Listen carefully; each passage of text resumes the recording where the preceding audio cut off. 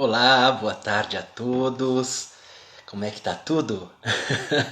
É sempre uma alegria enorme para mim poder voltar aqui para esse nosso canal de expressão, de comunicação, para bater papo com pessoas sempre muito legais e sempre muito representativas da nossa cultura, seja teatral, seja musical ou enfim, de que universo for. E hoje não é diferente, não é uma exceção. Eu tenho a imensa alegria, imensa honra de receber essa grande e premiada atriz, diretora, professora, bailarina, tradutora, Clara Carvalho.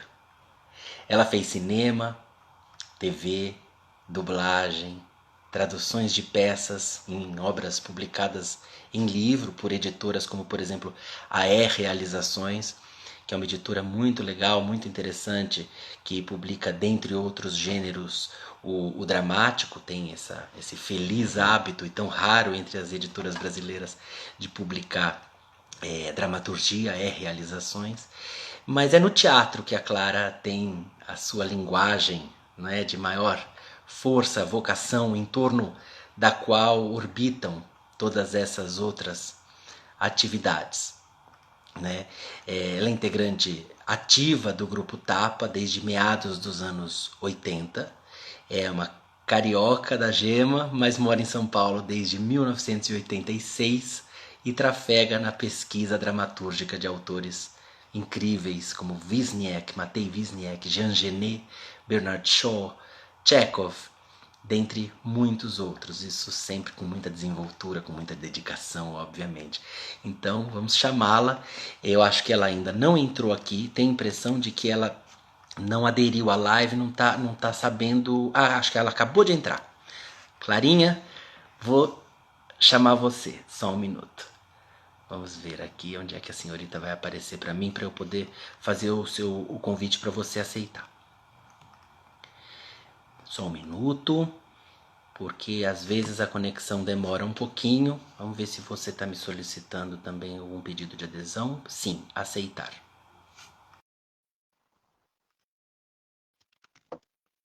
Eu aceitei o convite que você acabou de me mandar. Vamos ver se de repente. Ah, pronto.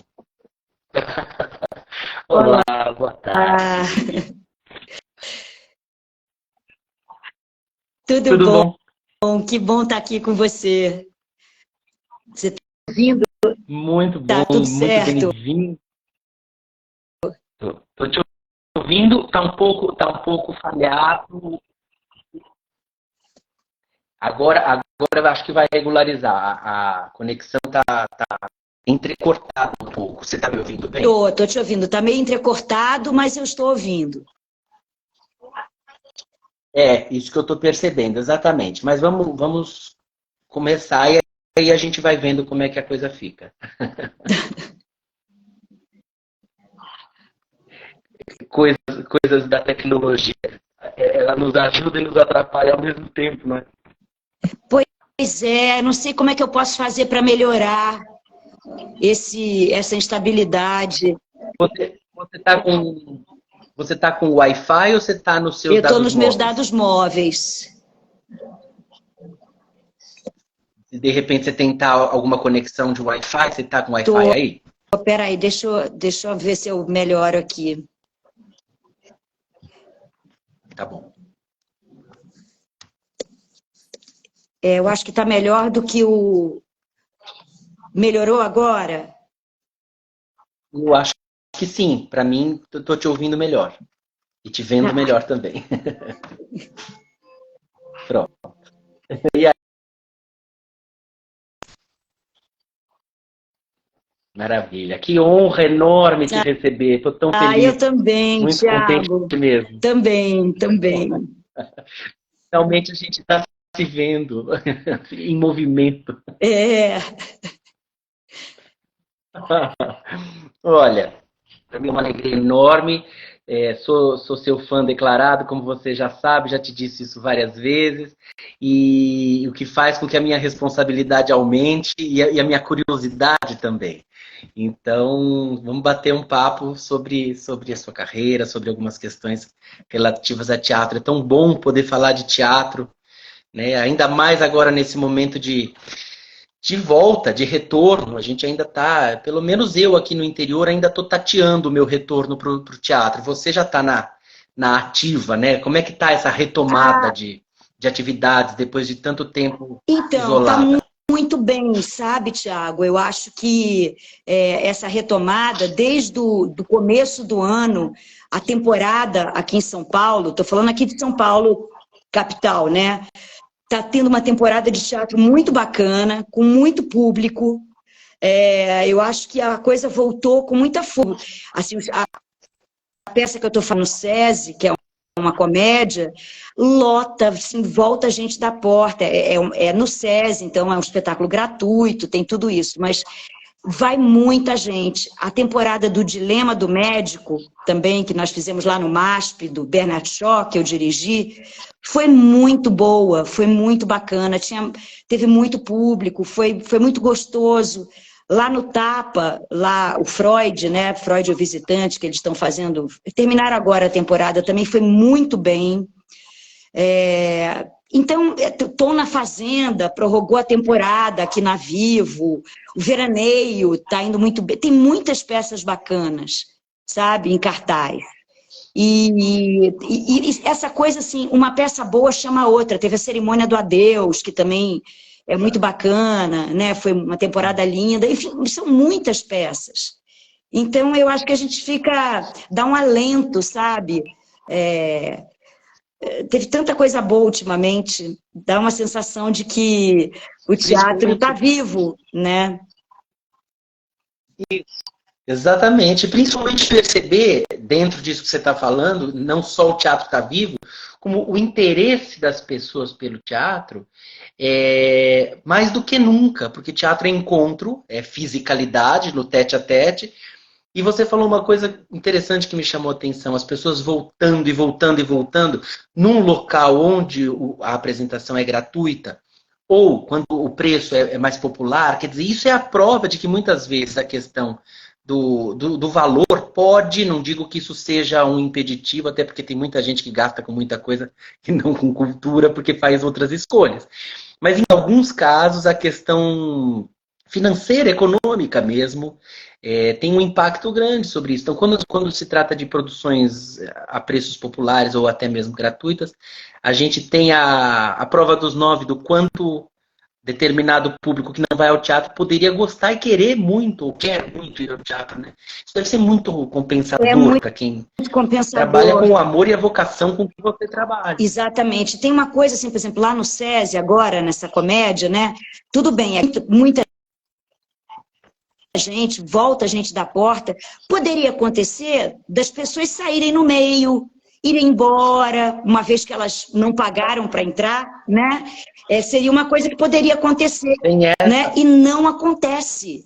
As pessoas ficam envolvidas, prestando atenção, não tossem, sabe? Porque a tosse também é uma coisa muito chata, né? A tosse. Porque ela é um sintoma de desconcentração, ela é um sintoma de não adesão, né? De interrupção do encanto, né? Então, né, o ator está sempre lutando contra a tosse do espectador. É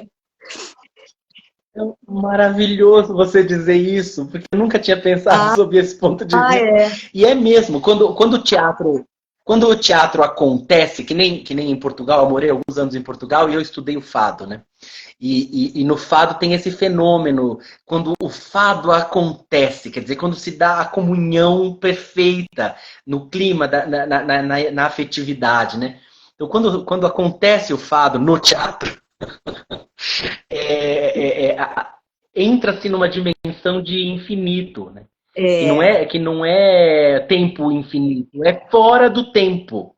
Fora do tempo. E isso gera a suspensão, a tosse fica no chão, né? A gente suspende quando o teatro acontece. Exatamente. Você entra numa coisa que eu acho muito bonita, que é que os gregos chamam de kairos, que é o tempo da fruição, né? O tempo da criação. Seja de quem está fazendo, tanto quanto de quem está assistindo, né? Que é o contrário do cronos, né? Que é o tempo assim, do relógio, né? O tempo assim, contado, né? O kairos é o tempo suspenso, é o tempo que está fora do tempo, né? Isso é muito bonito. É outra divindade, né? É uma divindade. Esse lugar é uma divindade, né? E é outra divindade, que não é Cronos, né? É fora do Cronos. É outro lugar, né? E eu acho que a gente trabalha uma vida que é para chegar nesse pequeno momento de Exatamente. suspensão, né? São instantes. São instantes. Que lindo. Bom, os gregos inventaram o fado, né? Pois é. Ele chega em Portugal. Pois é. Eu não sabia dessa coisa do fado. Mas... quando o fado acontece. O fado é uma liturgia em Portugal. O fado é uma liturgia, tem toda uma mística em torno do que seja uma apresentação de fado. Não é chega, canta, né? E vai embora, não é um recital, é uma comunhão religiosa. Às vezes acontece, às vezes não acontece. E a gente percebe muito, nitidamente, a tradição é de cantar-se o fado em casas pequenas, intimistas, onde tem toda essa possibilidade de contato teatral, que é uma canção teatral, né?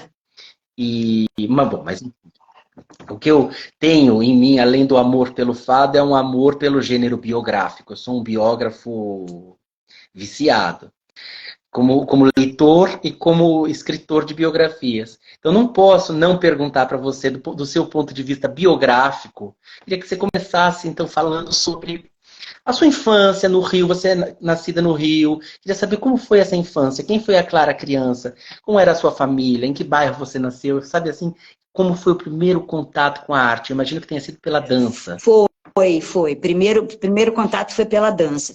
Eu nasci em Copacabana, né, numa família de classe média, eu diria, uma classe média alta, confortável, né? Eu tive uma infância confortável, né? E eu tive avós duas avós que foram muito importantes para mim. Uma era escritora, chamava-se Emi Bulhões Carvalho da Fonseca. Ela era romancista, assim, ela fez muito sucesso nos anos 50, ela escreveu uma novela, e ela era uma contadora de histórias maravilhosa. Então, eu fui sempre gostava muito de estar perto dessa avó que eu tive. E tinha uma outra avó que era que gostava muito de arte, de concerto, de teatro, de dança, e levava muito a gente para assistir as coisas que tinha no Teatro Municipal, o balé russo, aquelas coisas, aqueles grupos folclóricos. E aquilo sempre me encantou muito. Era o lugar onde eu me sentia sempre mais feliz, era quando eu ia ao teatro. Sabe, era a ida ao teatro, ver dança, qualquer coisa que fosse dentro do teatro, sempre aquilo me dava muito prazer. E, enfim, eu estudei no Colégio Santo Inácio, lá no Rio de Janeiro, né? Depois entrei para... Imagina, eu comecei a fazer balé com 11, 12 anos. Isso foi um divisor de águas para mim, porque foi o que me iniciou propriamente na arte, na disciplina da arte. Foi aí que eu me encontrei, né? Eu quis muito, eu fazia balé muito a sério. E, paralelamente a isso, eu fui estudando, me formei, fiz o 2º grau, entrei para a faculdade de desenho industrial, imagina, mas não tinha nada a ver. E eu tranquei a matrícula, depois acabei me formando em letras. Paralelamente a tudo isso, eu sou formada em letras. Mas, enfim, eu acho que... Pela PUC? Pela PUC Rio, em letras português e literatura brasileira. Mas isso eu já estava fazendo teatro, mas eu me formei. Cheguei a dar aula, dei aula na própria PUC durante 2 anos. E depois eu vim para São Paulo com o Grupo Tapa, em 87. Mas, assim, eu fui uma criança... foi 87. Eu na apresentação falei 86. Em 86 eu vim fazer uma temporada do Tempo e os Cônoes. Foi só uma temporada com a Beatriz Segal, né? Aí a temporada fez muito sucesso. Naquele tempo a gente fazia de quarta a domingo, tinha matinê na quinta, matinê no sábado.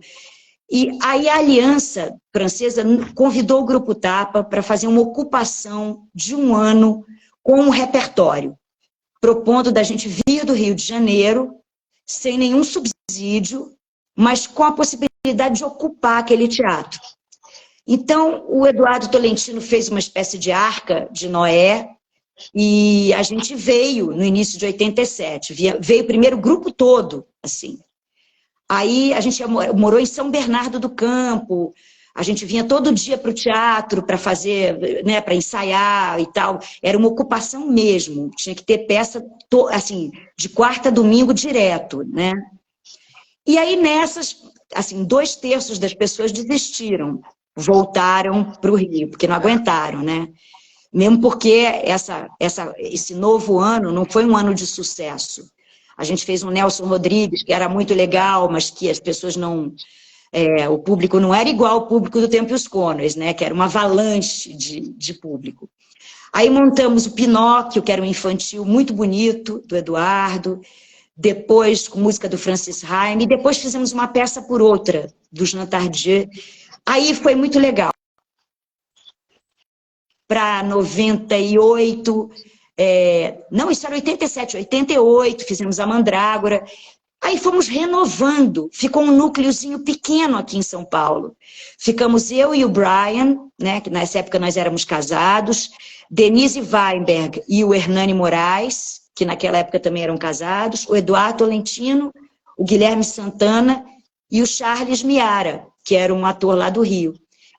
Então, de ano em ano, a gente foi ficando, até que num determinado momento a gente tinha ficado aqui, né? E e a motivação disso foi a oportunidade, que realmente era muito atraente, de ter um espaço. Apesar de não ter subvenção, não ter dinheiro, né? Então, a gente ganhava um edital, ganhava outro edital. Naquele tempo, a bilheteria era uma coisa que contava. A gente vendia espetáculo. Eu ia perguntar isso, porque desse gerúndio para esse particípio, né? Do vou ficando até onde eu tinha ficado, como é que vocês sobreviviam? Não era só com os editais, né? Não, a gente trabalhava, começamos a dar aula, a gente fazia de vez em quando, alguns de nós faziam muitos comerciais, né? A gente ia se virando aqui. E naquela época, por exemplo, eu não tinha filho, a gente tinha uma vida muito leve, né? A responsabilidade era muito menor, né? A gente tinha 27 anos e tal, então tinha menos compromissos, assim. A sobrevivência era mais leve, digamos assim, né? Mas isso tudo envolvia muita ansiedade, muito sofrimento, saudade. Eu tinha muita saudade da minha família é toda do Rio, né? Eu sempre fui uma pessoa muito familiar, assim, né? Tenho 2 irmãos, tenho mãe, pai, enfim, né? Tinha todo um enquadramento carioca que eu abandonei, né? Mas é engraçado. Deve ter sido muito duro. Foi empolgante, era realmente o que eu queria fazer, mas teve também uma ruptura nisso, né? Teve uma ruptura com a minha família, teve um afastamento. A gente, naquele tempo, não tinha WhatsApp, não tinha celular, não tinha, né? As coisas era muito na base do interurbano. A Denise, por exemplo, ia para o Rio, a gente ia e voltava toda semana quase, ficava 2 dias no Rio e voltava, né? Tinha essa ida e volta frequente. Tinha idas e voltas, Até que, a partir mais ou menos dos anos 90, 89, aí a gente realmente ficou por aqui. Aí a gente já tinha amigos aqui, eu conheci pessoas que eu gostava muito, o Aimar Labac, Eliana Fonseca, o Zé Carlos Machado, que também passou a fazer parte do Tapa, né? E tinha essa imersão artística que foi muito bacana ter feito. Foi assim que eu me consolidei como artista, sabe? Eu acho que você tem que ter muita disciplina, você tem que ter muita determinação, muita paixão, encontrar maneira de abrir espaço para isso, né? Então, eu acho que... Claro. Agora, diga.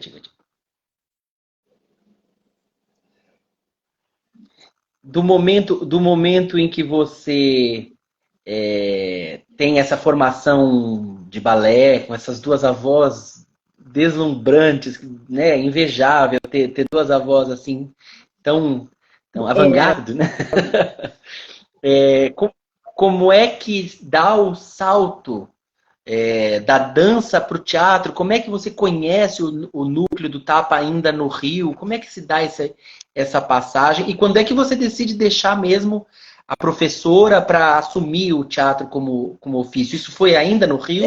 Eu acho que foi na vinda para São Paulo é que realmente eu deixei as outras coisas paralelas que eu fazia, sabe? Mas a migração da dança para o teatro aconteceu quando eu tinha mais ou menos...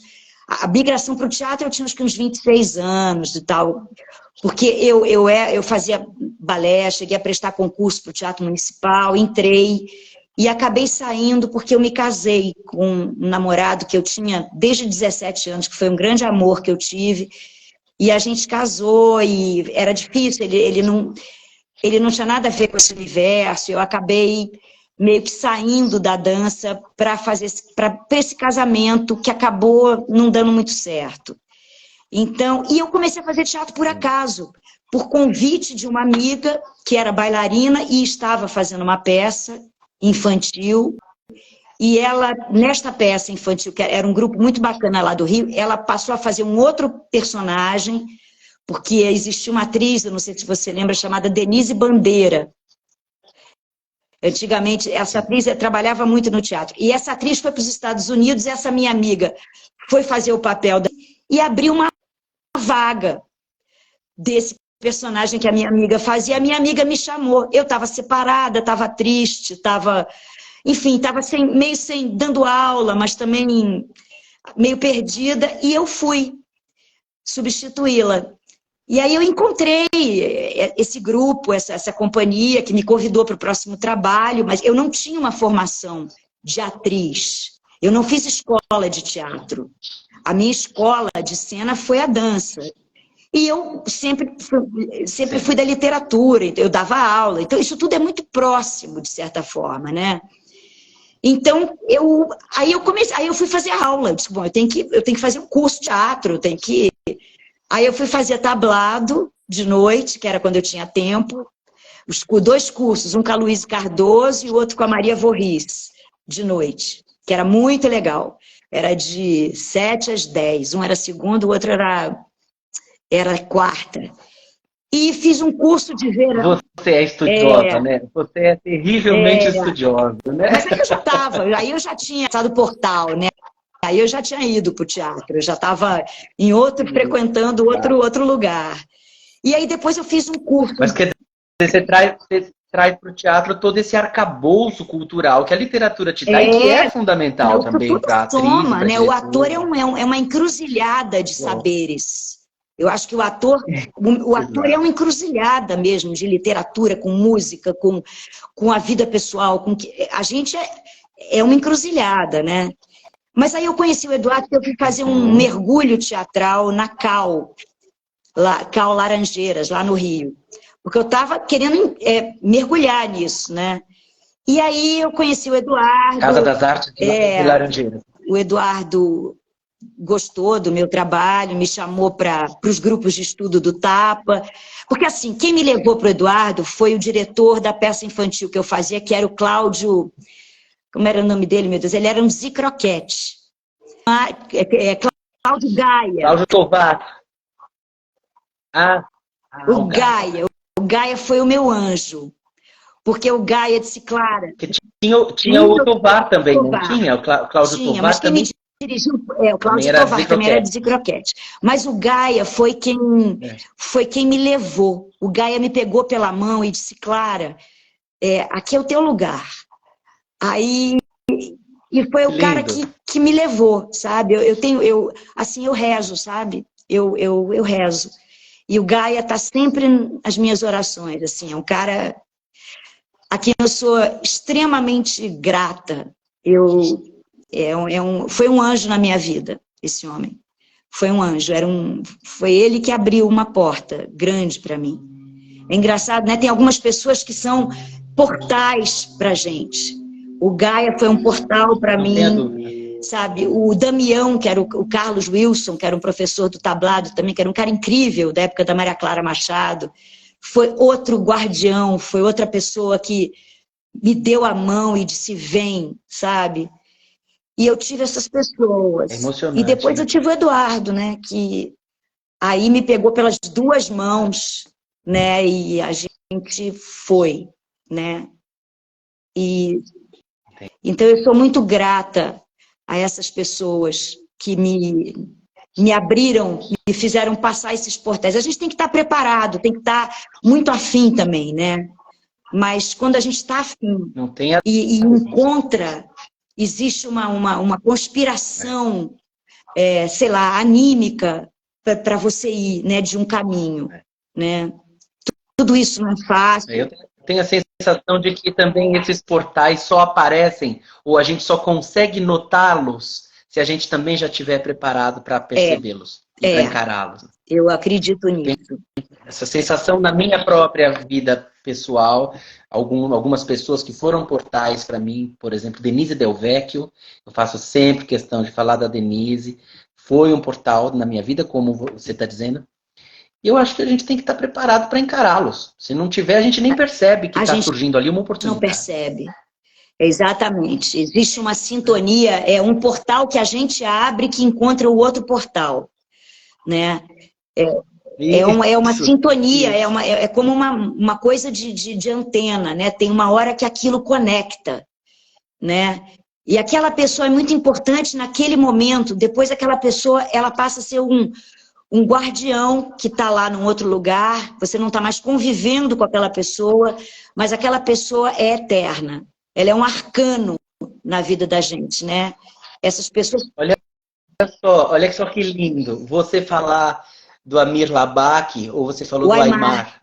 O Amir acabou de entrar. O Amir acabou de entrar na nossa live. O Amir é um querido. O Amir faz parte do portal também, porque o Aymar é mais um portal. Os Labaki, eles são um portal. Os dois Labaki. Eu acho que eles são portais de amizade, de acolhimento. Eu conheci meu marido através do nosso padrinho de casamento, é o Aymar Labaki, que é uma pessoa também que está nos meus arcanos.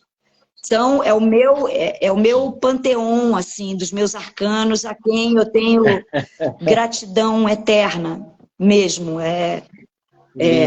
São arcanos, são portais, são mãos fortes que me pegaram e me puxaram. Você falou que você reza, achei isso lindo. Você tem uma religião específica? Como é que é a sua relação com o sagrado, com o divino, com o religare? É assim, eu tive uma formação católica, né? Eu estudei num colégio de padre e pequenininha estudei numa coisa que era praticamente um colégio de freira. Mas eu ia muito à igreja, porque as minhas avós, elas eram muito católicas, eu era de igreja, tinha véuzinho. Aquela coisa da missa, eu acho, era uma coisa que me emocionava muito, sabe? Engraçado, quando eu era pequena, a missa ainda era rezada com o padre de costas. O padre ficava de frente... É que eu sou velha, mas antigamente isso foi uma reforma. Não, eu ia dizer justamente o contrário, eu ia falar justamente o contrário. Eu sei que antigamente acontecia assim, de costas e em latim, mas você não tem idade para isso. Do latim não, mas no final dos anos... Mas o de costas sim, na Igreja Nacional de Copacabana, eu ia todo domingo com a minha avó. E eu era pequenininha, mas eu me lembro do padre rezar de costas, né, junto com a plateia, digamos assim. E a partir de um determinado momento virou de frente aquela história, né? E engraçado, aquele ritual me emocionava, eu achava muito bonito, eu acho até hoje, eu tinha muitas imagens de santo, sabe? Eu ganhava de gesso, eu gostava, meu pai às vezes me dava, Mas, enfim, eu nunca fui religiosa no sentido, assim, estrito do senso. E, enfim, tenho essa formação católica, fiz primeira comunhão, fui crismada, né? Minha filha foi batizada, meu primeiro casamento eu casei no religioso, enfim, teve toda essa parada aí, né? Mas depois... Ritualística, é uma ritualística, não deixa de ser muito teatral também, né? Sim, É uma sim. ritualística que não deixa de ser muito teatral também. Muito teatral, mas não tem dúvida. A origem é igual, é um encontro de gente de espíritos e de corpos, totalmente. E aí eu depois me afastei e tal, achava que era uma coisa triste. A religião, por exemplo, do colégio jesuíta é uma religião muito racionalista, me afastou muito. Essa religião racionalista não me atrai. Não é essa abordagem que me seduz, que me encanta, que me emociona. E mais ou menos quando eu tinha uns 30 e poucos anos, eu conheci o budismo, que me interessou muito. Eu frequentei grupos budistas de oração, foi muito legal para mim. E eu acho lindo candomblé, sou apaixonada por candomblé. Eu sou filha de Ançã, enfim, eu acho que tudo isso conversa. Eu sou filha de também. Ançã. Eu acho que isso tudo conversa. Eu tenho as plantas, eu tenho as espadas de Ançã, sabe? Eu acho que isso é uma dimensão toda conectada, sabe? Sim. Isso me arrepia, conversa muito comigo, sabe? Eu me emociono. Lindo. Eu também, porque eu acho que o religioso tem uma coisa do Brecht que eu amo, eu acho que está nas histórias do Sr. Koiner, que era aquele personagem, quase um alter ego do Brecht, que eram pequenos textos escritos, não é dramaturgia, foi publicado depois, reunido e tal. O Sr. Koiner, que perguntaram ao Sr. Koiner sobre a existência de um Deus, e ele responde que se a pessoa, que a depender da resposta sobre essa pergunta, sobre a existência ou não de um Deus, se a pessoa acha que não existe um Deus, essa pergunta deixa de ter sentido. Se ela acha que tem um Deus, como é que é a história, meu Deus do céu? Eu já estou me enrolando para contar o Brecht. É porque Deus é necessário, é porque ele precisa de um Deus. Se a sua atitude mudaria, é isso, cheguei lá. Se a sua atitude mudar de acordo com a resposta, se existe ou não, é porque você precisa de um Deus. Ele encerra por aí. Não interessa se existe ou não. Para o Sr. Koiner. É porque se você mudaria de atitude caso Deus exista, é porque você precisa de um Deus. Eu acho isso lindo. Né? E a gente precisa muito, às vezes. A gente precisa, né? A gente precisa de conexão, né? A gente precisa dessa conexão, né? E essa história de que Deus está entre nós, isso sempre me tocou muito no ritual da missa lá atrás. Eu achava essa imagem muito bonita. Ele está entre nós. A gente só se conecta com ele entre nós, que também é o teatro. O teatro é entre nós.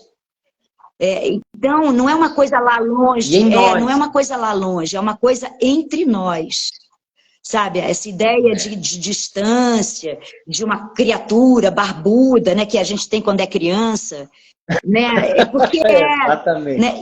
Mas é muito bacana quando você percebe que é aqui, é entre nós que ele está mesmo, né? E eu acho que é aí mesmo, é quando a gente tem essa percepção, de repente vira essa chave, sabe?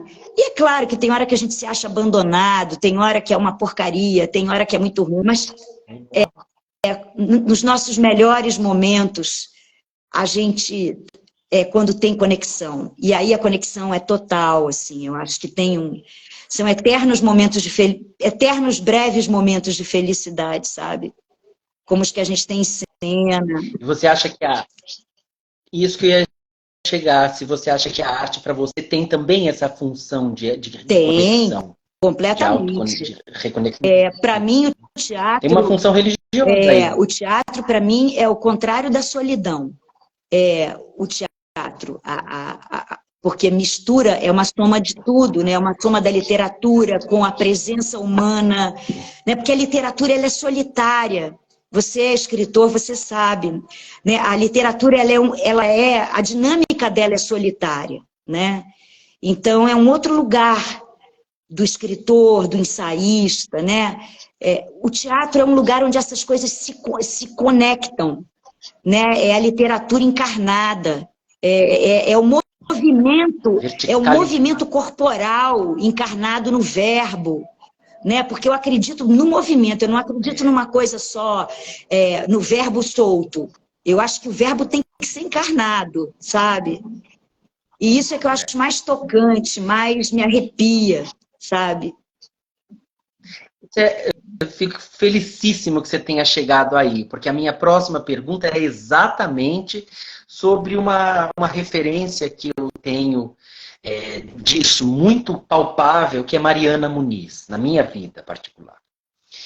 Como minha amiga que ela é, e como atriz que fez a minha primeira peça, eu tenho um amor e uma devoção, um respeito enorme pela Mariana, e ela fala muito sobre a dialética, como atriz de dança-teatro, como bailarina de dança-teatro, enfim, tudo o que ela é, como ela conjuga e faz tudo entrar em comunhão, o movimento da palavra, e a poesia, a literatura da dança, do movimento. Eu ia chegar exatamente aí por você ter essa formação também de dança, e eu sei da sua relação com a Mariana também.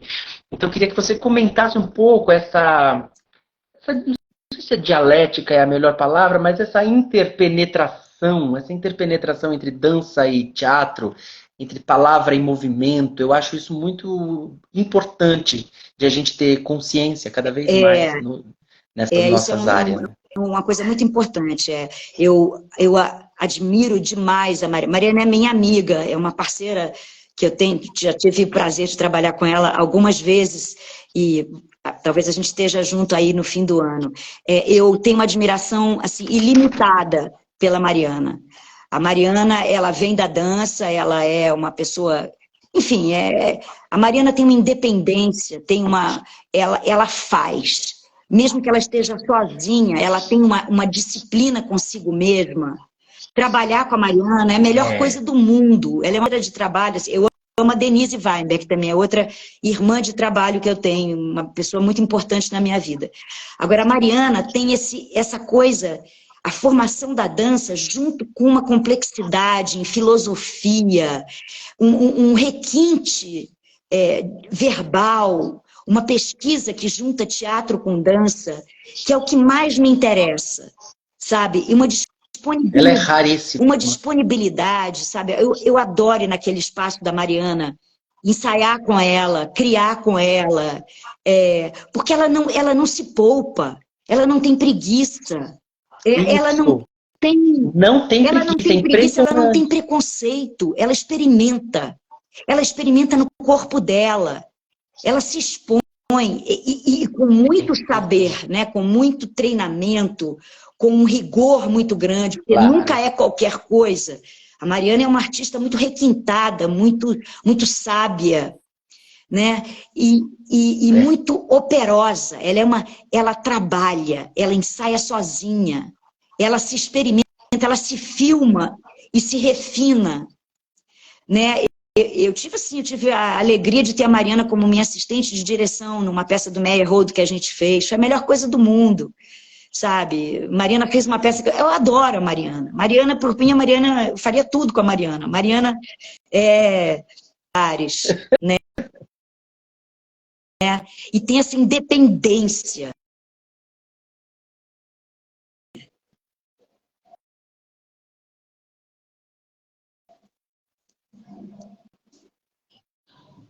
Deu uma travada aqui. Ele traduziu a... Voltou?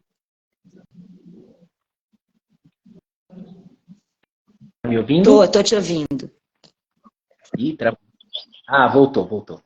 Eu fico muito feliz que você esteja traduzindo o meu sentimento em relação a Mariana, porque eu tenho um amor e uma reverência por ela e por todos esses aspectos que você está trazendo, que realmente faz com que ela seja uma pessoa rara, mas rara. Ela decorou a minha peça, um monólogo sobre Sônia, a viúva do Tolstói.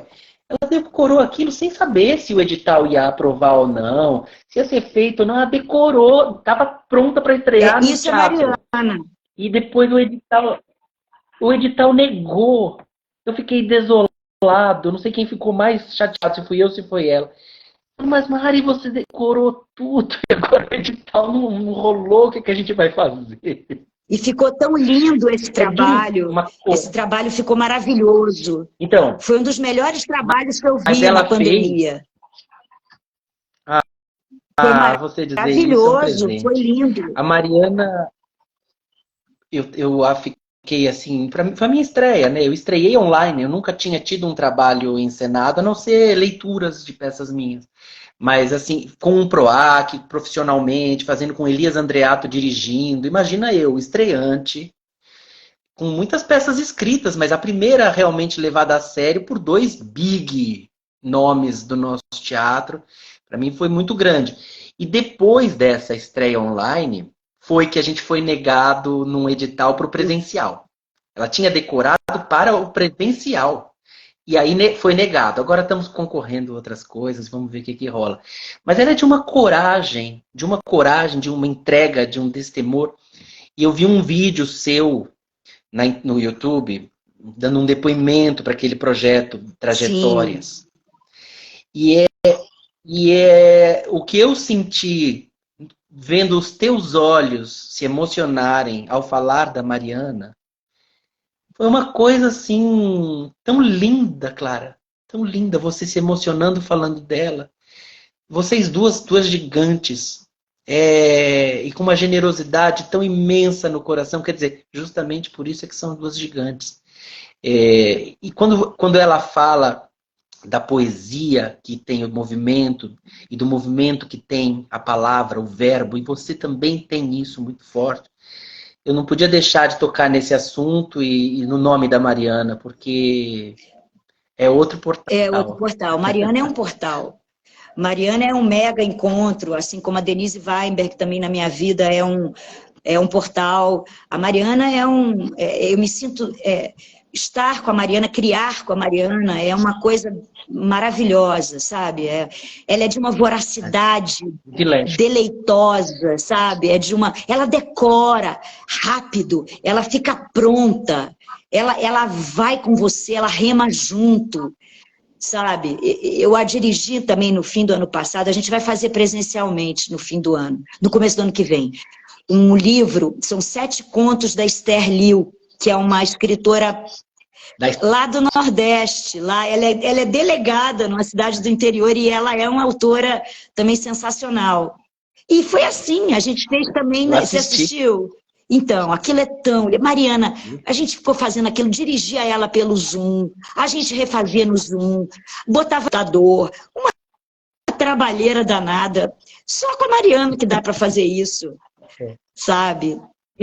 Isso, ela é disponível. Ela é Disponível, disponível. disponível. É uma atriz no auge da maturidade existencial, corporal, é uma mulher... É muito, eu sou muito fã. Eu fico emocionada quando eu Ela falo. é imensa. Eu fico emocionado de ver você falar, porque é tão verdadeiro que chega de um jeito Ela enorme. está lá em Mato Agora Grosso. você tocou no Ela nome está lá em dela. Mato Grosso. Ela tá. Eu falei com ela minutos antes da nossa live, mandei o flyer para ela e ela ficou toda feliz, disse que estava se deslocando e estava viajando e tal, mas que ela ia assistir depois. Você falou da Denise, obviamente é uma figura incontornável, não é, da sua vida e você da vida dela. E não foi à toa que eu pedi para ela gravar um depoimento fazendo uma pergunta para Ai, que você. ótimo! Só que como o meu aparato é absolutamente precário e mambembe, eu vou soltar o áudio pelo meu computador. Vou rezar para você ouvir aqui por esse nosso canal. Se você não ouvir, a gente vê o que faz. Eu transmito a pergunta dela, mas vamos ver se você consegue Tá. ouvir, tá? Vou abrir aqui. segundinhos. Oi, Clara, tudo bom? Bom, nós podemos isso da outra, da outra, a gente se viu em tudo, se viu em situações difíceis, situações fáceis, situações risíveis. São 40 anos de convivência, né, e de acompanhamento. É muito bonito isso, eu prezo isso muito, muito, muito. A nossa amizade, a nossa fidelidade, né, ao que a gente pensa, ao que a gente é. Então, aproveitando isso, eu sei que eu vou fazer uma pergunta complexa, mas enfim, só para você dar uma pincelada aí, eu acho muito bacana, muito pontual, né, cirúrgica. Nesses 40 anos nós começamos juntas, né, e estamos agora na terceira idade. Eu queria comentar, não é nenhuma pergunta, mas um comentário assim, que eu queria falar um pouco. Acho que é legal as outras pessoas. Eu acho que nós cultural desde a década de 80, né? E anos de 2023 mudou bastante.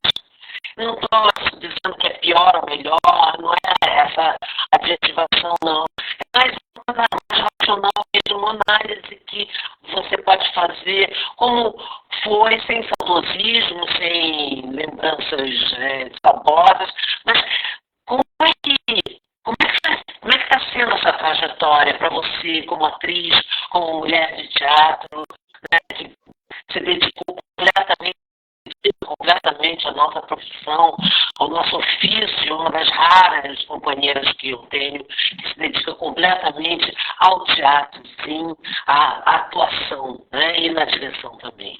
Então, eu queria que você falasse um pouco sobre isso, assim, como está sendo esse amadurecimento quase que forçado, né, pela idade e até pelas grandes mudanças que nós tivemos.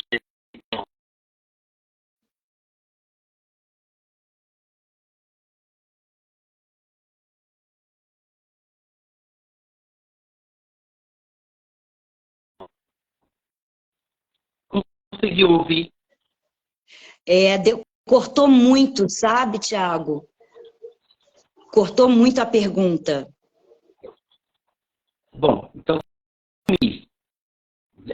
eu acho que você não ouviu, as pessoas que estão nos acompanhando também não devem ter ouvido muito bem, mas em todo caso, ela faz um preâmbulo dizendo que são 40 anos de amizade, de cumplicidade, de divisão de momentos bons, ruins, engraçados, de parceria, de irmandade, e que, portanto, vocês viram muitas transformações no contexto da cena teatral, desde os anos 80 até agora, e ela pede para você fazer uma espécie de balanço das diferenças, das semelhanças, o que mudou, independente de saudosismo ou não, mas o que é que você enxerga agora, já mais madura, e depois de tantos anos de fazer teatral tão intenso, o que você pondera sobre... Ela falou que é uma pergunta complexa, mas que é para você só dar uma pincelada.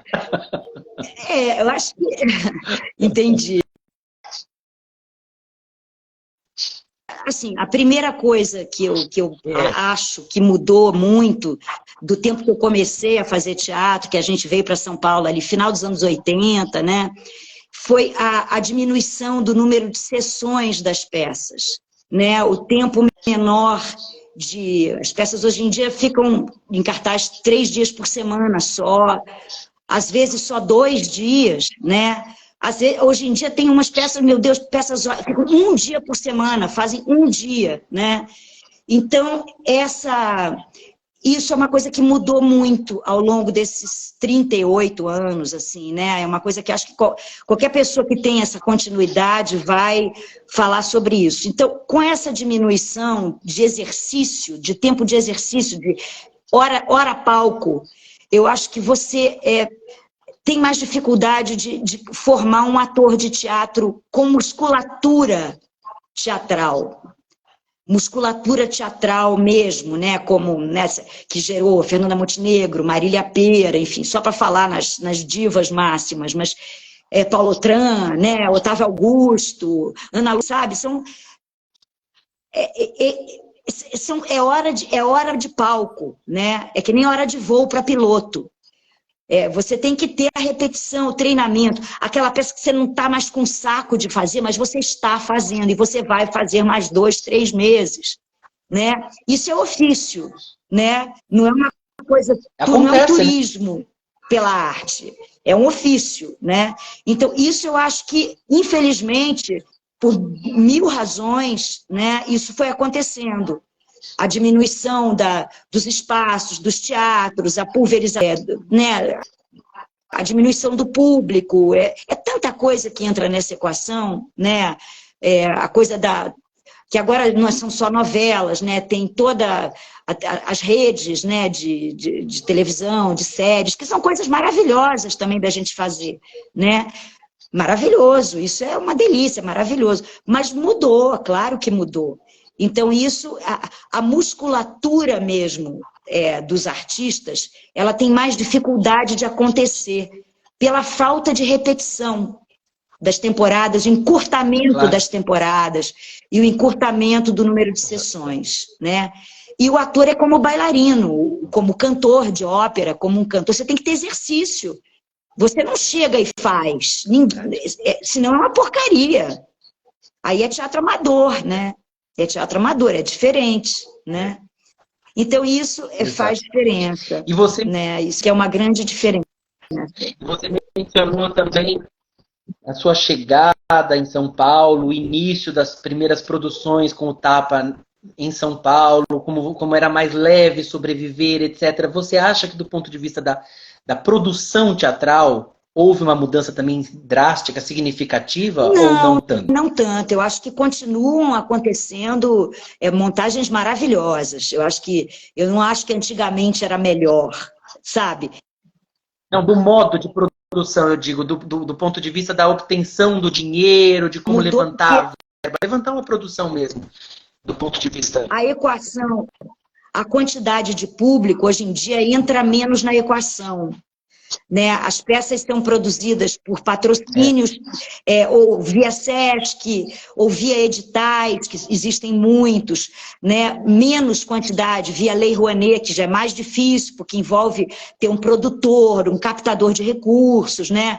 Já é um acesso mais difícil. A outra coisa que também mudou, não existiam tantos musicais. Né? São Paulo, hoje em dia, parece que você está em Nova York, em Londres, né?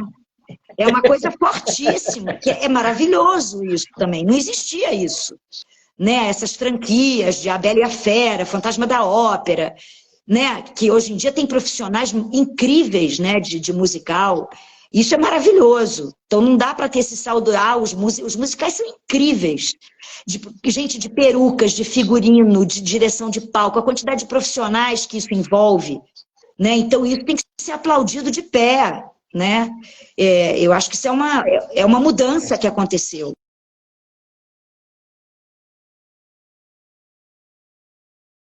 Não existir, né? Enfim, eu acho que o dinheiro do público passou a entrar menos na equação. A produzir mais em edital do que em retorno de plateia. E como é que você vê isso? Você acha isso positivo, o público ser menos levado em conta na equação financeira? Você acha isso melhor, pior ou apenas diferente? Como é que você enxerga? Eu não sei, sabe, Thiago? Eu acho que é uma coisa assim, a gente ainda não sabe, eu acho, o efeito que isso vai ter, sabe? Como é que isso vai se transformar, eu acho, sabe? Porque... As subvenções, elas existem em todos os países do mundo, não é só no Brasil. Nenhuma orquestra boa, sabe, em Praga, na Itália, todas têm subvenção. Então, um nível de patrocínio sempre tem que ter, né? Mas, por outro lado, eu acho que também o ingresso, assim, o custo do ingresso fica uma coisa tão irreal, né? O ingresso custa R$20. Quando você pensa, né? Você põe o ingresso... A inteira é 50, a meia é 25. Ou você põe a inteira 80, a meia 40. Já é caro, é muito caro.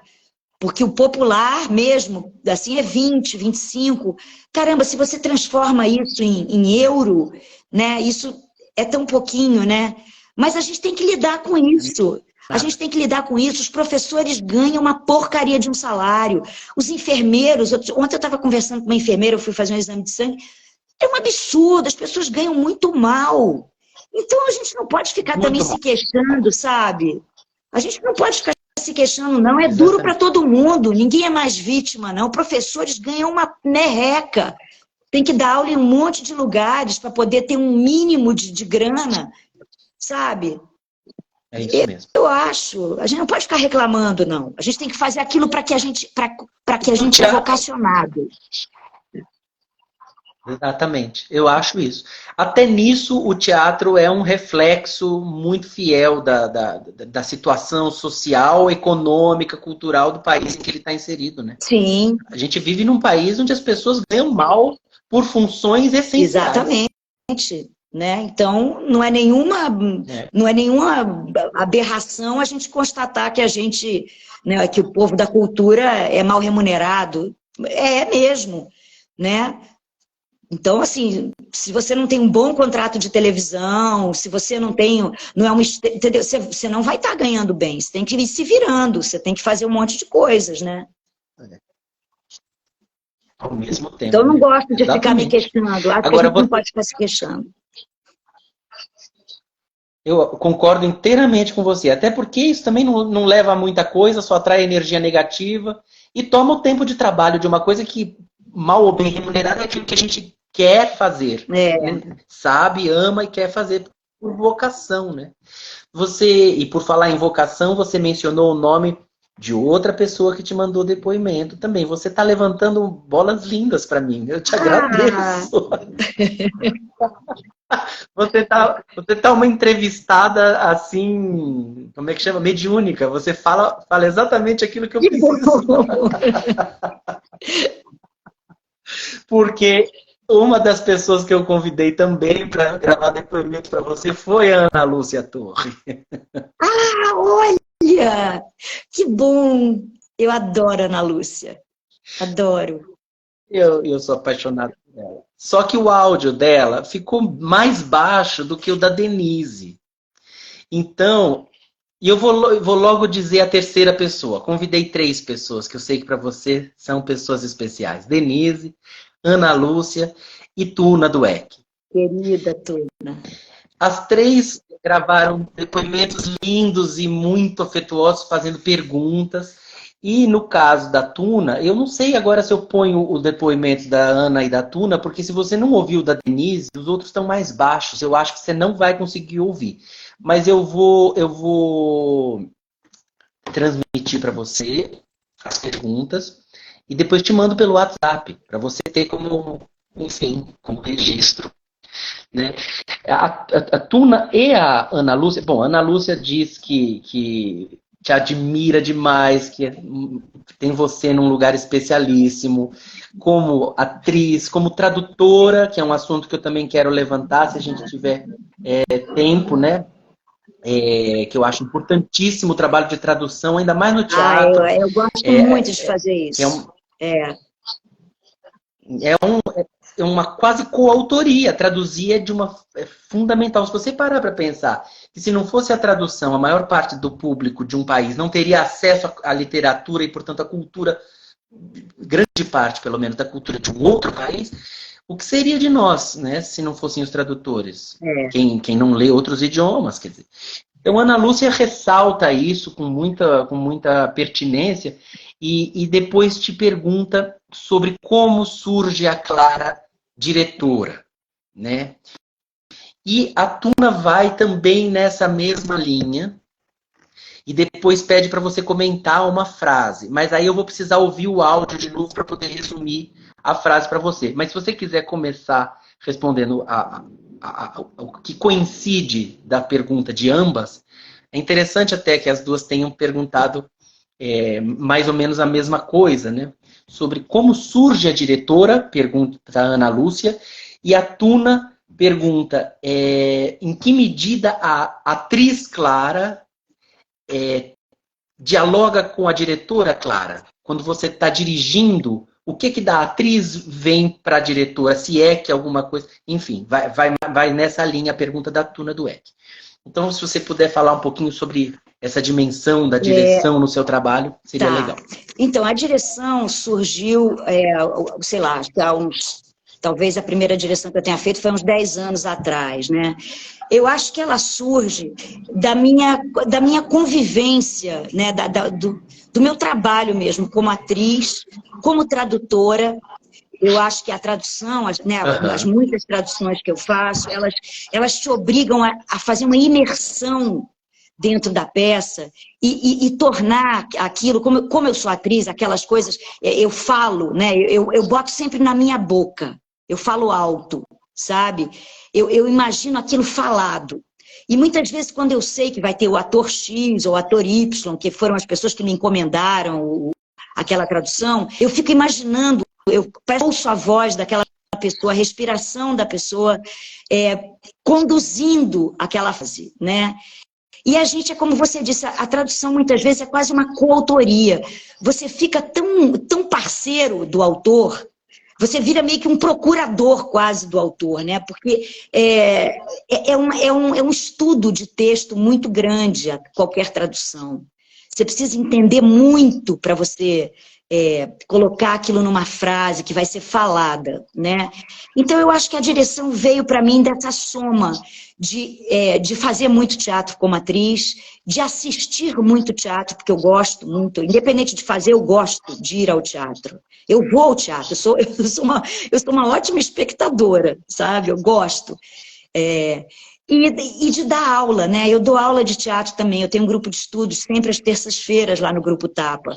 Então, quando você dá aula, você desenvolve um sentido de observação muito grande da pessoa, uma maneira de interferir na pessoa para ter um resultado melhor, cada um é de um jeito. E eu não sei, isso foi gerando uma certa confiança das pessoas no meu olhar, e pessoas começaram a me convidar para dirigi-las, sabe? E uma pessoa um trabalho foi puxado. Mas eu acho que se eu não desse aula e se eu não traduzisse, eu acho que a diretora não apareceria. Dar aula me obrigou a pilotar, sabe?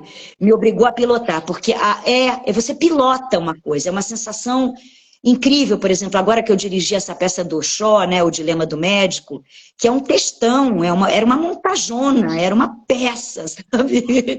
Não era uma peça de 2 atores, uma peça, sei lá, de 10 pessoas, 12 pessoas. Então, eu senti, quando estreou, quando eu coordenei tudo aquilo, estreou, parecia que eu tinha aterrado um Boeing, que eu tinha aterrissado um Boeing, sabe, assim, e não tinha ninguém se machucar. É uma emoção tão grande, sabe? E assim, enfim, você tem parceiros, né? O que é uma coisa bacana na direção é que tem o cenógrafo que eu gosto, tem a figurinista com quem eu gosto de trabalhar, os iluminadores que eu admiro, e você tendo uma equipe que funciona, os atores que combinem, é um trabalho de equipe. Na verdade, você tem que ter essa harmonia. Sim. Se você monta isso, uma equipe legal, a coisa vai, sabe? A coisa anda. Uhum. E é um prazer enorme, né? Eu estranho. Parece que eu tenho que fazer alguma coisa que eu vou fazer. Mas rigoroso. Entendi.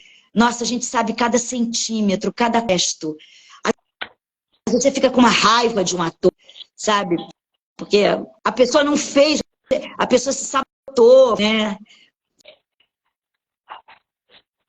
Mas por ser atriz, você também conhece os mecanismos, você tem uma compaixão enorme também pela pessoa, uma raiva enorme, uma compaixão enorme. É muito legal. Eu sou uma pessoa prática. Acaba sendo um pouco psicóloga também do elenco? Você acha que acaba também ficando um pouco psicóloga do elenco? Não, essa parte eu tento não me envolver muito, não, senão você fica doido. Não pode. entendeu? Tomar um Não cuidado pode, terrível. porque senão você perde o controle. Você tem que manter né, as coisas funcionando, né? Com certeza. Como foi para, por exemplo, agora no período da pandemia, que foi uma dificuldade para todo mundo tendo que se adaptar e se reinventar. É uma palavra batida, mas é um pouco isso mesmo. Como é que foi, por exemplo, dirigir a Atriz, que foi um espetáculo de dois atores, a Tuna fazia, e acho que era era o Pedro, Era o Pedro Leão, Pedro, o Pedro fazia fazia com a junto com Tuna. ela. É. Eu assistia, fiquei deslumbrado com aquilo, tinha uma força cênica e eu esqueci em alguns momentos que eu estava diante de um celular assistindo. Como foi esse Foi processo muito legal. tão carnal, apesar de Foi online? muito legal, né? Primeiro porque a Tuna é uma personalidade muito interessante, uma atriz muito forte, né? E ela tem muita propriedade, né? Ela entende muito, né? A Tuna também é tradutora, a Tuna é uma pessoa que tem um conhecimento enorme, uma pessoa interessantíssima, uma pessoa interessantíssima. E muito disponível, muito despudorada, né? Ela quis colocar aquele turbante, e eu disse, tá bom, põe o turbante, tá ótimo, né? E os brincos, e é divertido, uma pessoa muito emotiva, né? A Tuna ela é transbordante, né? E combinava muito com aquele humor. O Pedro, por sua vez, também caiu como uma luva ali naquele papel, né? Do entrevistador, meio tímido, fez um contraponto muito divertido com ela. Foram muito bons esses trabalhos, com a Tuna e o Pedro, o trabalho com a Mariana. Eu dei um curso junto com o Guilherme Santana também, de 3 meses, na oficina do Grupo Tapa, que passou a ser online. A gente foi se virando, né? Foi... Eu vi alguma coisa sobre Bernard Shaw também, não? Não, sobre Tennessee Williams. Sim. Foi a Vivo, foi o André Ascioli que fez umas conferências, né? Teve uma que o Marco Antônio Pando fez sobre Shakespeare, eu fiz sobre o Tennessee Williams. Foi um bate-papo. Eu adorei fazer aquele bate-papo. Foi feito aqui em casa, veio uma equipe, todo mundo de máscara, de aquela roupa de astronauta. A gente fez aqui em casa. Foi muito legal. A roupa de astronauta é maravilhoso. Diz uma coisa, você, com todo esse cabedal, com essa cultura literária, teatral, de tradutora, de atriz, de diretora, você nunca pensou em escrever dramaturgia? Você escreve? Não. Isso eu não faço. Não, mas já te passou pela cabeça? Não. Nem exercícios dramatúrgicos? Nunca. Não. Não. Engraçado. Isso não. Por quê? Não sei. Eu não... Esse território, eu me sinto muito realizada de traduzir. Me coloca num lugar assim que eu fico muito... Eu me sinto muito parceira. A minha forma de escrever é quando eu traduzo, sabe? Eu não tenho esse dom, essa fresta. Eu, nessa encarnação, eu não vim com esse equipamento. Mas também não tenho desejo, não tenho, acho que tem tantas coisas, né? Poxa, tem você, por exemplo, Thiago. Isso sabe, tem tantos autores bacanas, você, Sérgio Rovere, por exemplo, que eu gosto muito, Bruno Cavalcante, que escreve coisas deliciosas, textos deliciosos, sabe? Esse apito eu não toco, não. Eu estou conversando com o Sérgio para fazer um bate-papo. Mas você falou que não nessa encarnação. Você acredita em outras encarnações? Não sei. Isso eu não sei te dizer. Às vezes eu acredito, às vezes não. Eu não sei. Eu acho interessante pensar. Tem umas coisas que a gente sente, que a gente tem, umas memórias inexplicáveis, né? Que você não consegue explicar, afinidades que você não consegue explicar. Você diz, meu Deus, eu só posso conhecer essa pessoa de outra vida. Eu estou reencontrando essa pessoa, né? São coisas misteriosas. Eu acredito em mistério. Eu acredito no mistério. Isso eu acredito mesmo. Acredito. Acredito no inexplicável e no mistério. Eu abaixo a cabeça, mesmo.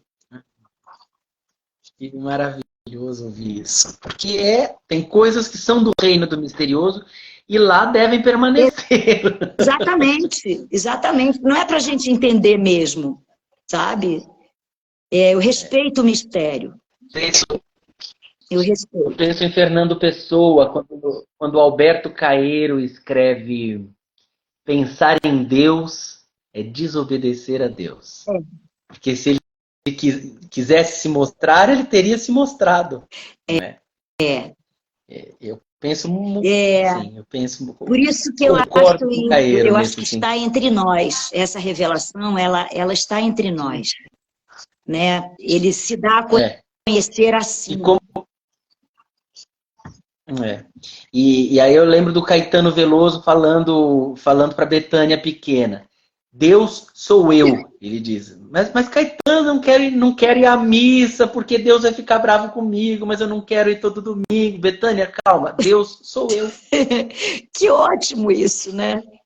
Olha, resolvido. Isso deu uma tranquilidade para ela pro resto da vida, resolveu tudo. Deus sou eu, não vá. Mas é isso, porque eu sinto que a fagulha da divindade, do sagrado, está na própria expressão da vida. Está na natureza, está em nós, está em mim. Não sei nem se eu sinto entre nós. Eu sinto em nós mesmo, é a gente, como expressão de um sagrado. Né? É uma energia inexplicável a vida. Né? Pode a ciência tentar dar a explicação que quiser, mas quando chega nesse limite do inexplicável, aí danou-se. Bom, queria que você falasse um pouco sobre quais são os seus principais autores teatrais, os seus dramaturgos, teatrais ou enfim, quaisquer outros. Quem são os seus autores de referência que te formaram? De teatro, com certeza, Chekhov. Eu adoro Tennessee Williams, Gorky, eu gosto muito de Gorky. Eugene O'Neill. Acho que o primeirão é Chekhov, é o meu autor do coração, sabe? Adoro Nelson Rodrigues, adoro Nelson Rodrigues, tudo. Adoro Arthur Azevedo, adoro, sabe? Eu sou apaixonada por um grande autor brasileiro que é meio esquecido e que eu acho sensacional, é um cara de teatro espetacular. Sabe? E engraçado esse lugar que está sempre um pouco à margem e, no entanto, Nossa, Capital Federal. As peças curtas, é um espetáculo. Né? E não só para aquele contexto em que ele escrevia, para aquela linguagem, para aquele tipo de formação de teatro de companhia, mas para a história do teatro como um todo, é parte do nosso processo de evolução. Né? As pessoas às vezes têm uma referência um pouco, como é que eu vou dizer, seccionam um pouco a história do nosso teatro como se tivesse começado com o Vestido de Noiva, com Ziembinski, esquece tudo que veio antes, e veio tanta coisa antes, a começar pela Dulcina, que fez muitas das coisas que depois iam ser tidas como teatro moderno, e que ela já estava lá, iluminando diferente, trazendo autores nacionais, e abolindo ponto, e fazendo mil outras coisas. Né? Sou fã da Dulcina. Você tem alguma biografia da Dulcina? Você escreveu sobre ela? Tem. Tem? Não, eu tenho 3 livros sobre ela, mas escrever não. Tá. Escrever não. Tenho 2 livros. Um deles é do Sérgio Viotti e o outro é de uma, acho que ex-aluna da FBT, da Fundação Brasileira de Teatro, lá de Brasília, quando a Dulcina foi para Brasília. São livros incríveis. Eu tô com a Dulcina fresca aqui, porque eu terminei ontem de ler uma dessas biografias. Então, tô apaixonado dela. Estou vendo aqui que a Juliana Tolentino, que está aqui na live com a gente, falou do Matei Wisniewski aqui. É verdade. Eu adoro o Matei Wisniewski, já montei 3 peças dele. Eu sou muito fã, conheço muito a obra dele, adoro, né? Romeno, é um autor muito interessante. Romeno.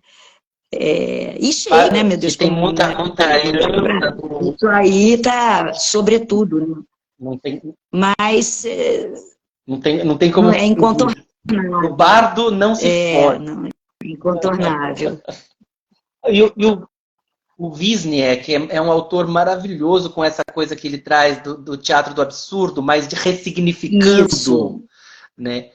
E quando eu morava em Portugal, eu tive a oportunidade de conhecê-lo pessoalmente. E que pessoa acessível! Super! Ele esteve aqui no Brasil, eu também estive com ele umas 2 vezes. Ele é acessível, a obra dele foi toda publicada. É uma coisa impressionante. Então, é um autor que... Aliás, a Realizações, que é uma... você publica suas traduções, não é? Você tem traduções pela também, não tem? Eu traduzi uma peça...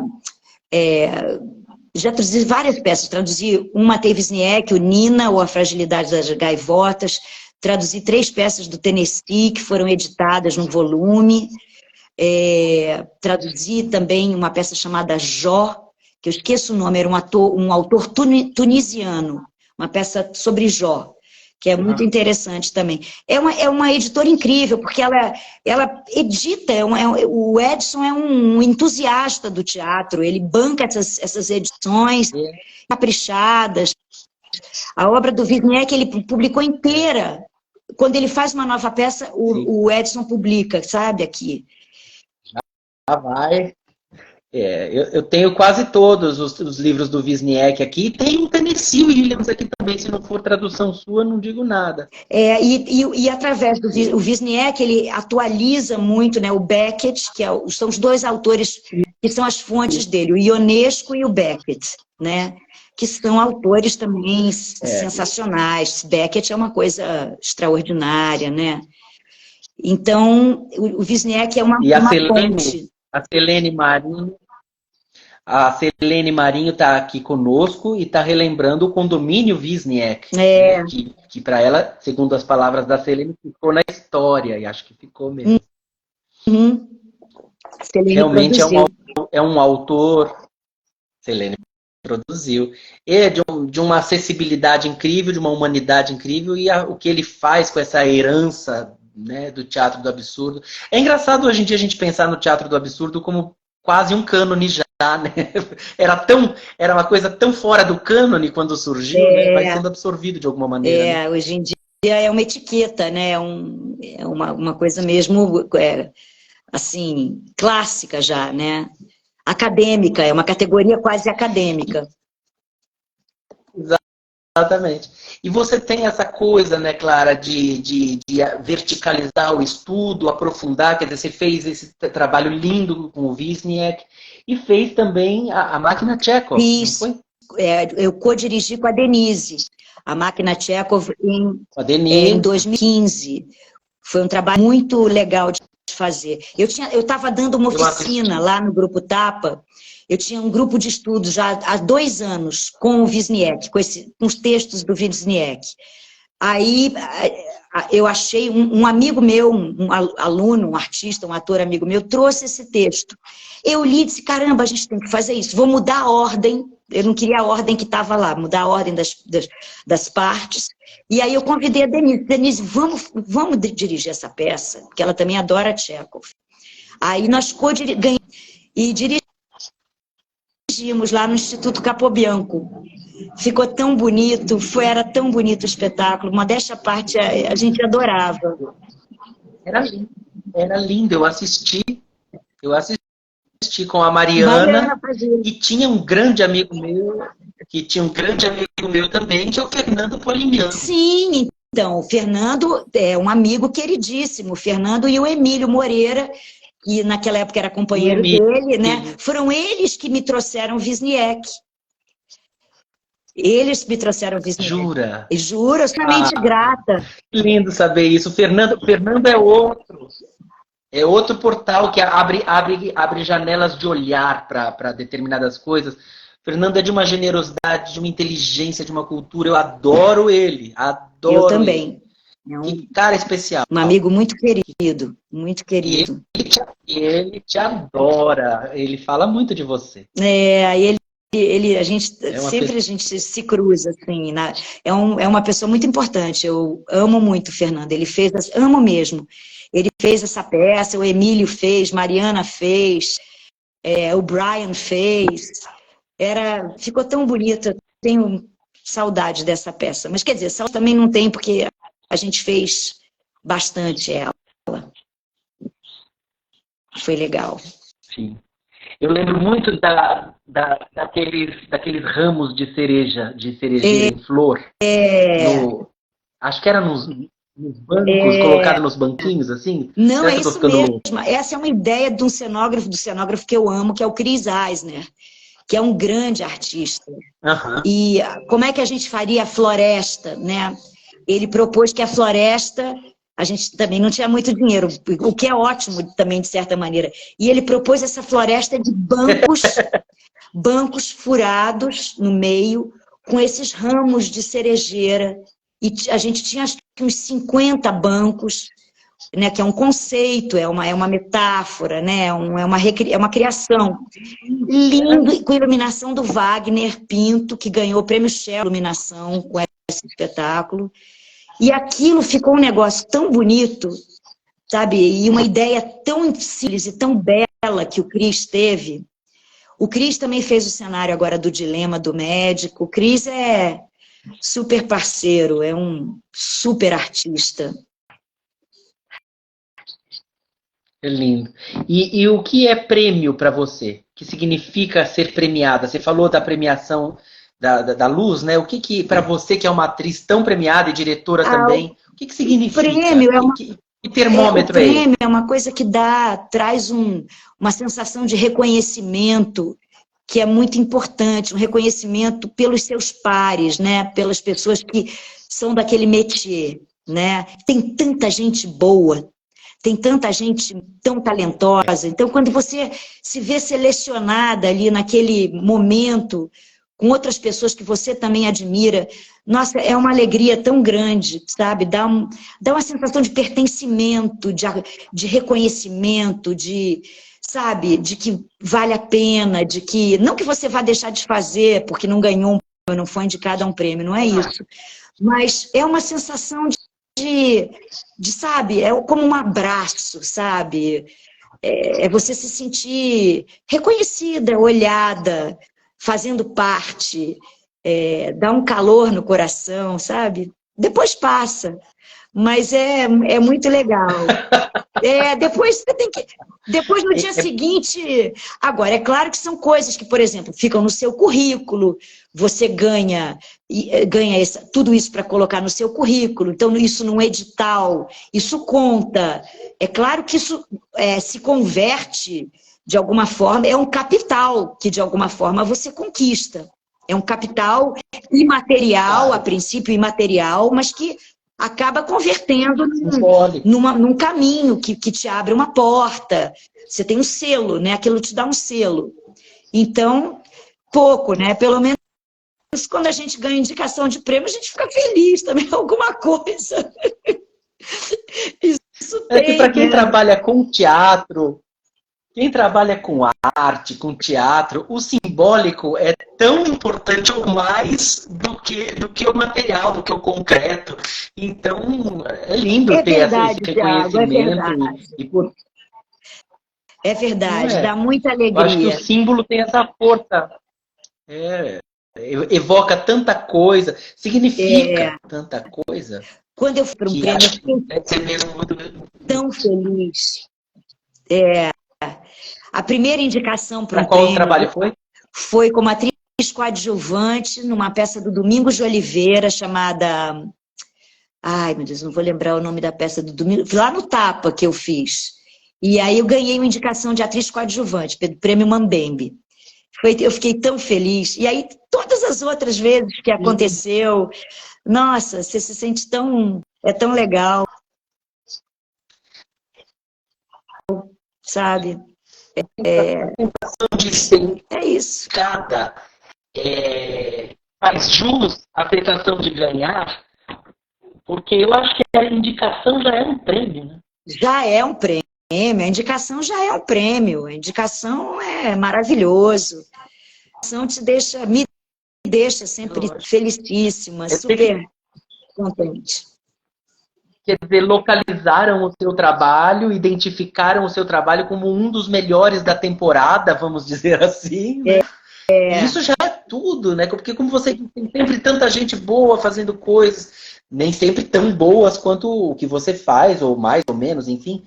Mas localizarem, né, o seu trabalho e ser indicada deve já ser uma grande gratificação. É uma gratificação enorme, sim. Ser indicada é uma gratificação enorme, sabe? Te dá um lugar, né? Te dá um lugar, vai te dando um lugar no mundo, assim, né? É legal. E para a gente começar a arrumar para o final, porque a gente também já vai ficar quase 1h30 aqui, só deixa eu te perguntar mais duas coisas. Primeiro, a Débora Scavone está aqui perguntando, e televisão? Você gosta de trabalhar em TV? Como é que é essa mudança de linguagem? Eu trabalhei pouco em televisão. Eu fiz uma novela em 2019, As Aventuras de Poliana, que foi muito legal. Fiz várias séries, assim, mas não eram papéis grandes, mas eu fiz. Fiz uma série que eu gostei muito em 2021, chamada Sentença, na Amazon Prime, que era um papel muito legal. E eu gostei de fazer. Gosto de trabalhar assim. É completamente diferente, né? É muito diferente. É outra dinâmica, né, de trabalho. Tem uma espera muito grande, né? Envolve um outro tipo de energia, né? Envolve paciência, envolve uma coisa menor de expansão, né? Um trabalho concentrado, de pouca expansão, é uma implosão, né? Mais do que uma expansão. Então eu gosto sim. Eu trabalhei pouco na televisão, porque também muitas vezes eu não pude nem aceitar, porque eu já estava engajada em coisas de teatro, e eu não podia deixar, não queria deixar, então eu deixei de fazer coisas por causa disso, e não me arrependo de coisa. Sabe? Entendi. Você é uma mulher de teatro, isso é uma coisa vocacionada, determinada. Eu gosto do você espaço. Falou, ganhar pouco, ganhar mal, mas... eu gosto do espaço, eu gosto do corpo e da voz no espaço, sabe? Agora, eu amo série, amo ir ao cinema, adoro. Eu acho que é uma coisa espetacular, entendeu? Não estou dizendo que seja melhor, não. É que calhou que eu fico mais nesse lugar, sabe? Mas eu acho todo mundo das histórias. Eu adoro as histórias, eu adoro livro, eu adoro série, eu adoro cinema. Mas para fazer, eu sinto que o meu arrepio é o espaço, a voz no espaço, o corpo no espaço. Sabe? Talvez isso mude, talvez aconteça. A tua referência. Agora, teatro fora do Brasil, nunca tive essa experiência. Não. Alguém perguntou ali, acho que foi a Débora, teatro fora do Brasil. Não, só fiz uma temporadinha em Portugal. Foi a Débora também. Entendi. E foi qual espetáculo? Foi uma temporada que nós fizemos A Serpente,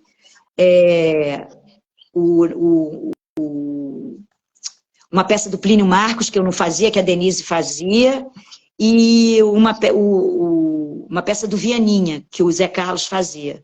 Foi uma viagem que o Tapa fez, sabe? Foi uma coisa rápida, uma turnê. Foi só essa vez. Eu lembro de você e da Denise fazendo As Criadas no Aliança Francesa, do Genet.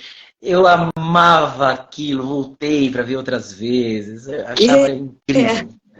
Tão bem realizado. E o trabalho que vocês no Tapa têm com a coisa da palavra, do que é dito, da literatura, sem descuidar, obviamente, do resto. Ao contrário. Mas esse cuidado com a palavra me fascina profundamente, como uma pessoa ligada à palavra, à escrita e encenada. Eu sou fascinado pelo trabalho de vocês, acho primoroso.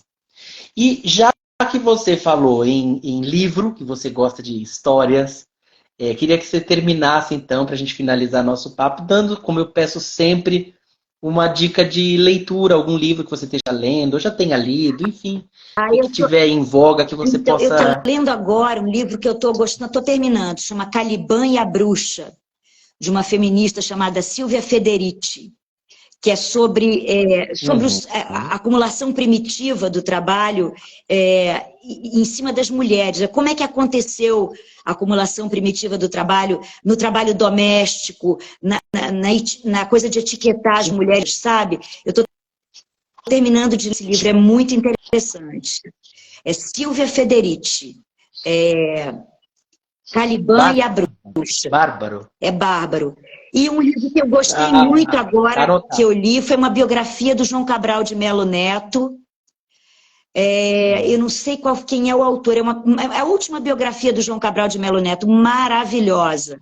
Foi uma dica do Dirceu. Eu vi numa livraria, não tem. Do Dirceu Alves Lima. Que eu amei, é maravilhosa essa biografia. Dirceu Alves Júnior? Alves Júnior, exatamente. Dirceu Alves Júnior, foi ele que indicou. Maravilhoso, tá anotadíssimo. Bom, ele também, biógrafo de mão cheia, fez o Elias Andreato, fez nosso queridíssimo Serginho. Ali tem outra dica também, que eu amei, que é a biografia do Nanini, do Marco Nanini. Eu tô doido pra ler, Tem uma filha assim me esperando, acho que eu vou passar o Nanini na frente da fila. Eu adorei. Você já viu essa biografia da Dulcina que eu mencionei, escrita pelo Sérgio Viotti? Não. Eu vou te contar. Tem duas. Olha. Tá invertido? Tá, não, mas dá pra ver. Tá, olha que ótimo, eu vou procurar. Dulcina e o Teatro do Seu Tempo. E aqui, aquela aluna da FBT, Dulcina, Memórias de um Teatro Brasileiro. Muito diferentes os livros, mas muito interessantes também. Eu acho que a Dulcina é uma injustiçada, né, na nossa história teatral. Ela tinha que estar num panteão assim muito destacado. Fez muito mais do que as pessoas sabem. Ela é muito importante. Clara, sem palavras para te agradecer. Estou tão feliz. Obrigada, adorei também, Thiago. Adorei. Agradeço. Do fundo do meu coração. Obrigado mesmo. Merda para tudo que você for fazer na sua vida. Muita luz, muita inspiração e muita transpiração também, que eu sei que você é operária. Eu sou mesmo. Obrigada. Muito obrigada. Com muito amor.